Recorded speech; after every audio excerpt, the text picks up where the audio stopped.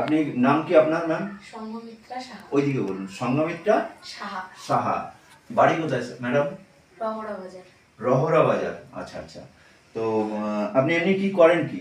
আমি পেশায় একজন অ্যাডভোকেট। অ্যাডভোকেট? বাহ, কোন কোন আমি একটা কোম্পানির লিগ্যাল কনসালটেন্ট হিসেবে কাজ করছি। আচ্ছা আচ্ছা। তো আপনি আজকে এসেছেন একটা আইএমপির অফিসে এসেছেন। আইএমপির অফিসে আপনি কি করতে আসলেন? কি করতে এলাম বলতে স্যারের সাথে দেখা করতে ভালোই লাগে। আচ্ছা আচ্ছা। আর আপনাদের জল আমাদের জীবনে, রোজকার জীবনে এত ভেজালের সময়ে এটা সত্যি খুব মানে মূল্যবান কাজ করে যে সবকিছুতেই ভেজাল, সেখানে এই জলটা, অমৃত যে জলটা, সেটা আমাদের কিছুটা হলেও ভেজালটাকে মুক্ত করতে পারি আমরা। সেই কারণেই আসা। Thank you. বলছি যে আপনার হাতে ওটা কি মোবাইল? হ্যাঁ মোবাইল। হ্যাঁ। কত দিয়ে কিনেছিলেন? মোবাইলটা 60,000 ধরুন। 60,000 টাকা দিয়ে মোবাইল কিনেছিলেন। আচ্ছা, মোবাইল কত বছর হলো কিনেছেন? 1 বছর হয়েছে। 1 বছর হয়েছে মোবাইলটা কিনেছেন 60,000 টাকা। এই 1 বছরের মধ্যে ক টাকা দিয়েছে সেই দোকানদার আপনাকে? 1 টাকাও দেবে না। 1 টাকা দেবে?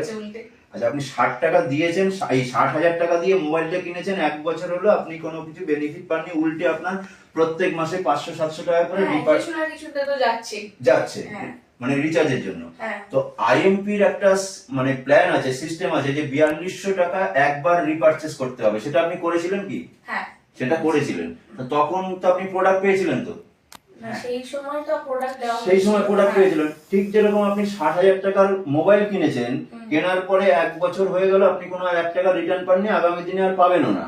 তো সেখানে আপনি এই মানি ফ্রিডম, আমাদের যে 4200 টাকার একবার প্রোডাক্ট, মানে আমাদের অমৃত জলটা কেনার পর আপনি তখন প্রোডাক্ট পেয়েছিলেন।